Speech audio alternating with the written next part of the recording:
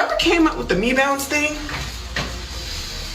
y'all ate that up. Because rebounds, me bounce, creep bounce, key bounce, T bounce, T bounce, read it. Anything that comes off that board, it's mine.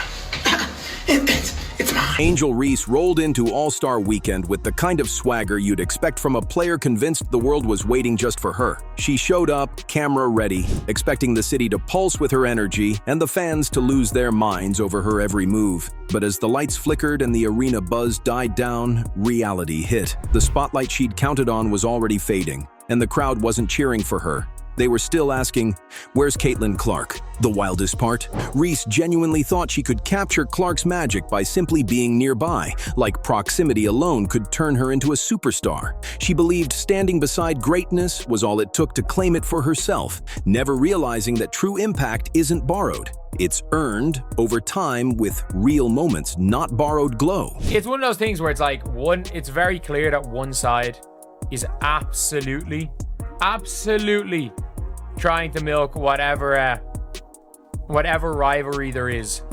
Whatever rivalry there is, it is one side trying to do everything they can to keep it together, because that is where they're going to be at their most relevant. The 2025 WNBA All-Star festivities were supposed to be Angel Reese's official arrival. The stage was set for her to announce to the world, "I'm here and I'm the future." She came armed with her new Reebok sneaker launch, the bold "I'm in your city" billboards, and a marketing plan aimed right at the heart of Indianapolis, Caitlin Clark's backyard. Every PR move, every campaign, every photo op was orchestrated to cast Reese as the next big thing, the new queen ready to snatch the crown. But the city wasn't buying it. Fans weren't rallying behind her, the buzz fizzled, and those carefully crafted Queen of Indie vibes turned awkward fast, because you can't manufacture the kind of electricity Clark brings. You can't fake what Clark has built. Fans who show up not because of hype, but because of heart. Reese learned the hard way that real star power isn't something you can just print on a banner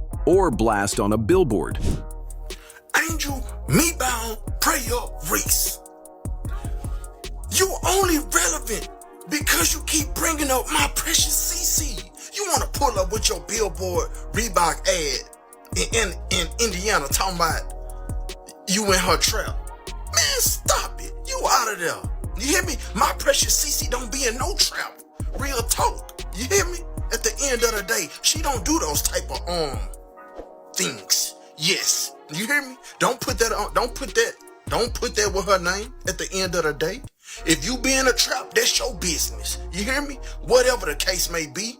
That ain't nothing to be proud of. Let's talk about the centerpiece of Reese's whole weekend, the much-hyped Reebok Angel Reese 1 sneaker drop. It was supposed to be her Jordan moment, launching in flashy diamond dust and My Bounds colors, splashed everywhere around the city during All-Star festivities. Reebok put serious money behind it, sponsoring events, flooding social feeds, banking on the fact that the All-Star spotlight, read Clark's gravity, would guarantee the kind of hype sneakerheads dream about. But hype is a fickle beast. Instead of setting the culture on fire, the launch fizzled out fast. All the ads and bright lights couldn't force excitement if the spark wasn't real. In fact, the only thing louder than the promo campaign was the silence in the stores and the empty space where the lines should have been. Reese and Reebok gambled big that Clark's draw would rub off on their brand, but when the main event disappeared, so did the momentum. Literally, debut.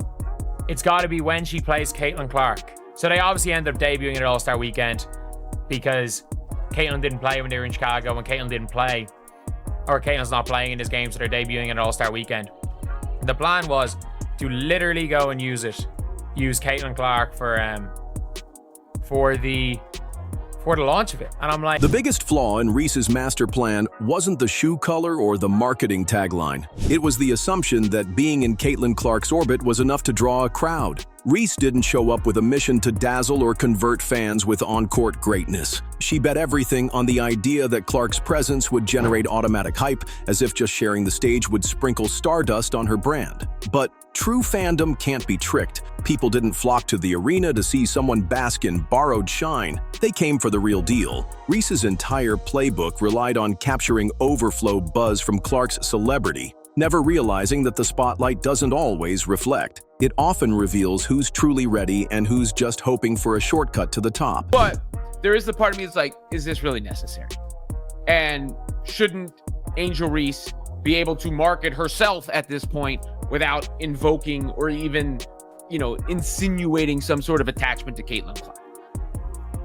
Because if I'm being honest about it, people say that moment was huge. It will live forever. That moment will live forever. But Caitlin Clark was on this trajectory already. And if anyone has benefited more from the attachment, at least from an attention standpoint, it's been... But then fate stepped in with a plot twist even Reese's PR team couldn't spin. Just days before the All-Star main event, Caitlin Clark suffered a groin injury and was ruled out, forced to watch from the sidelines in street clothes. Suddenly, all that borrowed energy, the Clark effect Reese was counting on, vanished in an instant. The city's anticipation deflated, national attention waned, and the excitement evaporated from the air like a summer storm that never arrived. Without Clark, the event didn't just lose a superstar, it lost its heartbeat. The very reason millions cared in the first place. Reese was left to hold the stage alone, only to find out that the stage wasn't really hers to begin with. We shall never know peace. At least when it comes to the WNBA space. It was this ad that Angel put out, and I don't know if this is part of a larger campaign where it's going to be similar themes in similar places, but because of where the WNBA All-Star Game is, and because of who plays on the Indiana Fever in the home city of the WNBA All-Star Game, it's going to raise some eyebrows, let's say. And the aftermath? Brutal, undeniable, and visible to the entire sports world. The 2024 All-Star Game, powered by Clark's charisma, had shattered records with an audience of 3.4 million viewers. It was a pop culture moment. Everyone wanted a piece. Fast forward to 2025 with Clark sidelined, and suddenly the numbers crash-landed at 2.19 million, a staggering 36% drop in viewership, despite all the hype, billboards, and sneaker drops. In Clark's own city, no less. For the WNBA, for sponsors, and especially for Reese, it was a reality check you couldn't hide from. The draw wasn't the sneakers, the slogans, or even the setting. It was the electric, can't-miss presence of Caitlin Clark. Without her, everything else felt a little smaller, a little dimmer, and a lot less unforgettable. WNBA All-Star Weekend is supposed to be the star of all stars. All the big dogs is out. Asia Wilson, Sabrina Ionescu, Brianna Stewart, everybody's out. The big dogs are out. You got the rookie, you got Angel Reese, Miss Me Too. All of the stars are here, and look at this news. The get-in price for the WNBA All-Star Game in Indianapolis has dropped 48% from $121 to just $64 after news broke that Caitlin Clark won't be playing. Angel Reese had to stand by and watch as her entire All-Star Weekend playbook fell apart piece by piece. What should have been a triumphant moment for her Reebok launch instead became an awkward lesson in what happens when you bet your brand on someone else's fame. The buzz vanished almost overnight. Ticket scalpers couldn't unload their seats, merch tables collected dust, and the city itself seemed to exhale a long, disappointed sigh. Fans weren't fooled by glitzy displays or carefully crafted campaigns. They were there for the show, and with the main act missing, the rest was just background noise. Reese, for all her ambition, was suddenly center stage in an empty theater, the echo of lost opportunity hanging in the air. You can barely dribble. You miss layups on purpose, and they record them as me-bounds. Rebounds. You be stat padding. You don't elevate your players. You went to a stacked LSU team. You hear me? My precious CC owns you. You want to know the record? She is 5-2 against you. You beat her in college one time. That championship. But what happened to the year after that? She sent you home. You hear me? And wave to your coach. If there was a moment that captured just how off-key this weekend was, it had to be the rollout of Reese's I'm in Your City campaign. The ads were everywhere. Billboards lit up Indianapolis. Social feeds overflowed with catchphrases, and promo videos blasted confidence on loop. But the punchline landed flat. The city's queen was out of commission, sidelined by injury, unable to defend her own court. Instead of looking bold, Reese's push felt strangely hollow, like someone declaring victory in a game that never happened. Fans could see through the bravado. It wasn't a takeover. It was an unopposed walk across a court that belonged to someone else. The campaign, meant to be a flex, ended up feeling like a misfire. But the WNBA All-Star Game ratings have come out, and all I could think of right off the bat was 4 little letters. F-A-F-O. F around and find out. You bleep around and find out what this league looks like without Caitlin Clark being involved in your biggest events. Kathy Engelbert, this should be a perfect example of why you need to get your officiating cleaned up and you need to have a talk with your players in the league. Fans didn't just shrug. They roasted the whole spectacle, and social media caught fire. She can't even sell her shoe without piggybacking off Caitlin Clark, one tweet mocked, echoing the mood of countless others who watched the campaign with disbelief. The meme makers had a field day, turning Angel's launch into a running joke. People joked that there were more photographers than actual fans at her shoe event, and one viral post even compared the launch to someone throwing a victory party after the opposing team forfeited. It was savage, but not undeserved. After all, trying to claim a win when the competition can't even play just looks desperate. For Reese, the optics went from takeover to try hard in the blink of an eye, and the disconnect between the marketing and the fan response became impossible to ignore. Fans sent a blatant message, a shot across thou bow.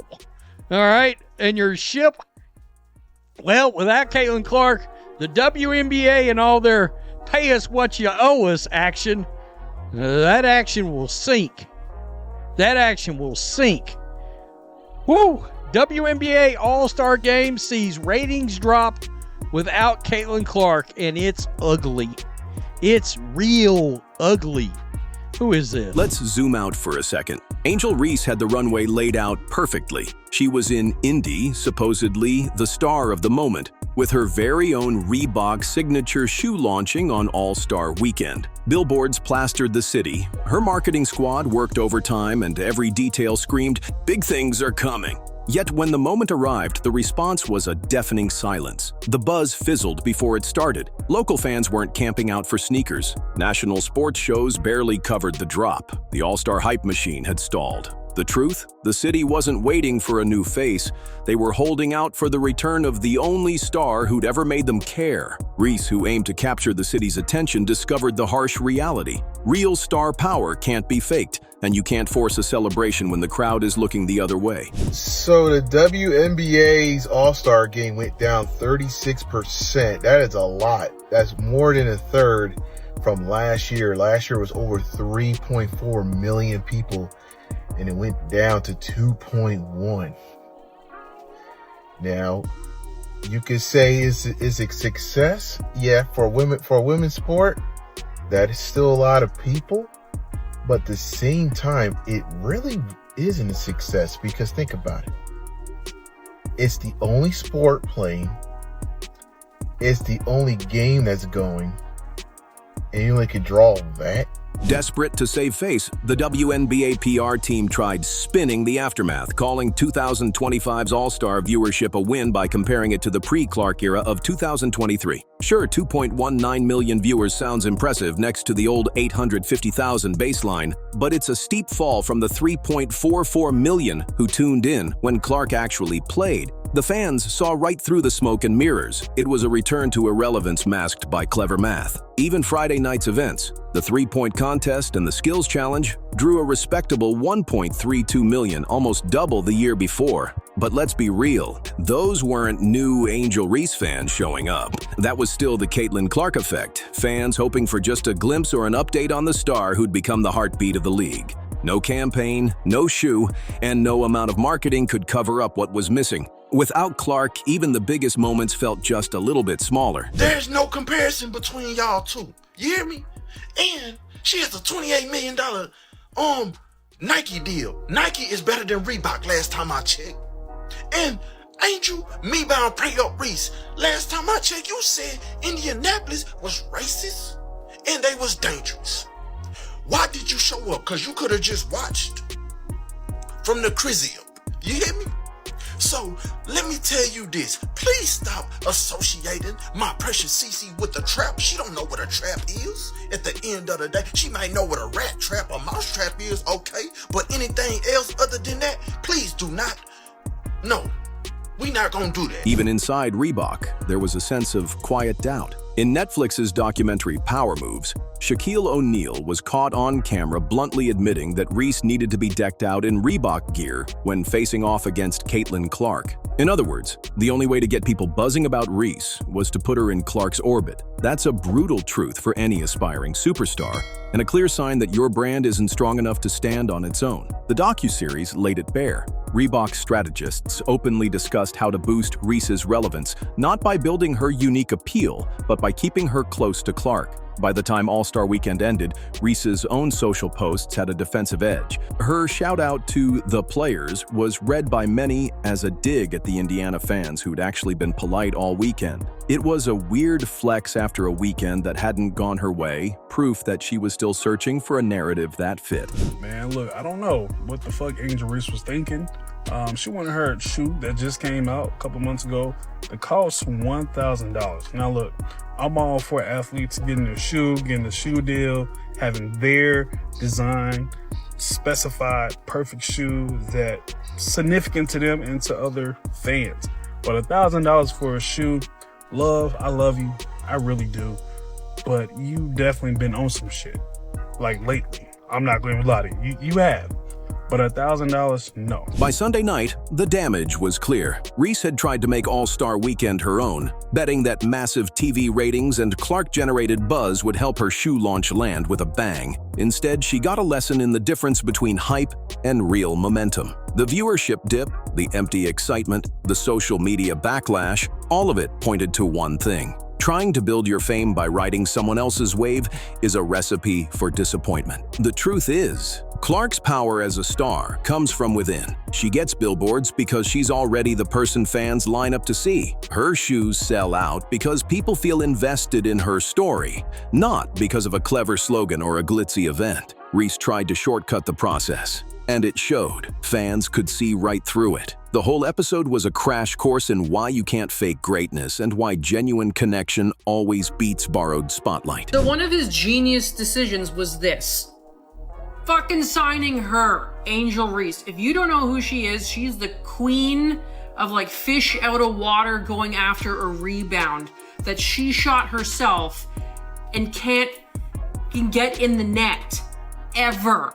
She reminds me of a 3-year-old shooting on those little kids' nets and throwing the ball and just completely missing the mark and like scampering back to get the ball and then shooting again real fast and it just doesn't come anywhere near the hoop. That is, if you haven't seen her play, that's what it is. Put that image here, that is her. So when the 2025 WNBA All-Star Game fades into history, it won't be Angel Reese's sneaker launch or her Billboard Blitz that people remember. What will stick is how obvious it became that the league rises and falls on the presence of one generational star. The 36% crash in TV ratings, the empty seats, and the muted atmosphere all told the same story. When Caitlin Clark isn't there, the WNBA product just doesn't hit the same. Angel Reese learned a tough but necessary lesson. You can't make people care by force, and you can't claim a city that's never truly been yours. Real star power can't be manufactured, and fans are savvier than ever. The weekend exposed the gap between trying to look like a star and actually being one. If the league and its sponsors learned anything, it's this. You don't replace a legend with marketing. You build on what's real. And right now, what's real is Caitlin Clark. If you're riding with CC, like, subscribe, and turn on all notifications because this story isn't over yet.